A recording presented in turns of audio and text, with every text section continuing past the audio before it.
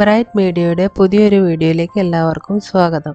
ഈ ചാനൽ ആദ്യമായിട്ടാണ് കാണുന്നതെങ്കിൽ സബ്സ്ക്രൈബ് ചെയ്യാനും ലൈക്ക് ചെയ്യാനും മറക്കാതിരിക്കുക. ജൂലൈ മാസത്തെ റേഷൻ വിതരണത്തെക്കുറിച്ചാണ് ഈ വീഡിയോയിൽ പറയുന്നത്. ജൂലൈ 1 മുതൽ റേഷൻ വിതരണത്തിൽ മാറ്റങ്ങൾ വരികയാണ്. ആദ്യമായി ഏറ്റവും ദരിദ്രരായ കുടുംബങ്ങൾക്ക് വേണ്ടിയുള്ള അന്ത്യോദയ അന്നയോജന മഞ്ഞ റേഷൻ കാർഡുമായി ബന്ധപ്പെട്ട മാറ്റങ്ങളാണ് കേന്ദ്ര സർക്കാർ ചെയ്യുന്നത്. AAY മഞ്ഞ കാർഡുമായി ബന്ധപ്പെട്ട മാറ്റം കേരളം പോലെ അണുകുടുംബങ്ങളേറെയുള്ള സംസ്ഥാനത്തിന് പ്രതികൂലമായി ബാധിക്കും.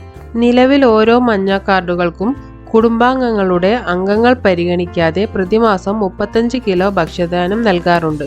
ഇനി അത് മാറും. പകരം കാർഡിലെ ഓരോ അംഗത്തിനും 7 കിലോ വീതം നൽകും. എന്നാൽ ഒരു കുടുംബത്തിന് ലഭിക്കുന്ന പരമാവധി ഭക്ഷ്യധാന്യം 35 കിലോ തന്നെ ആയി തുടരും. 5-ൽ താഴെ അംഗങ്ങളുള്ള കുടുംബങ്ങൾക്ക് നിലവിൽ ലഭിക്കുന്ന സൗജന്യ ഭക്ഷ്യധാന്യത്തിന്റെ അളവ് കുറയും. ഉദാഹരണത്തിന് 2 പേരുള്ള കുടുംബത്തിന് 30 കിലോ അരിയും ഗോതമ്പും ആട്ടയും ഉൾപ്പെടെ നിലവിൽ മൊത്തം 35 കിലോ ലഭിച്ചിരുന്ന സ്ഥാനത്ത് പുതിയ മാറ്റം വന്നാൽ 14 കിലോ മാത്രമേ ലഭിക്കൂ. ഇനി കുടുംബത്തിൽ 5 പേരിൽ കൂടുതൽ ഉണ്ടെങ്കിൽ പരമാവധി 35 കിലോ ലഭിക്കും.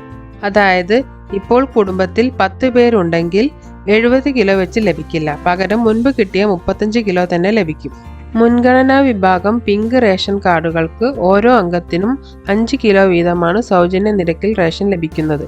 പിങ്ക് കാർഡിലെ അംഗങ്ങൾക്ക് ലഭിക്കുന്നതിനേക്കാൾ അളവ് കുറവായിരിക്കും പലപ്പോഴും AAY കാർഡിലുള്ള വലിയ കുടുംബങ്ങളിലെ അംഗത്തിന് ലഭിക്കുന്നു എന്ന് സർക്കാർ പറയുന്നു.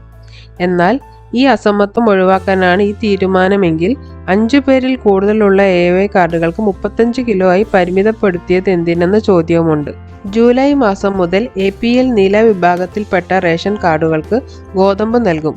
മുൻപ് നിർത്തലാക്കിയിരുന്ന ഈ പദ്ധതി പുനരാരംഭിക്കാനാണ് സർക്കാർ തീരുമാനിച്ചത്. കാർഡ് ഒന്നിന് 3 കിലോ ഗോതമ്പ് 8 രൂപ 70 പൈസ നിരക്കിൽ വിതരണം ചെയ്യുമെന്ന് മന്ത്രി അനൂപ് ജേക്കബ് അറിയിച്ചിരിക്കുന്നു.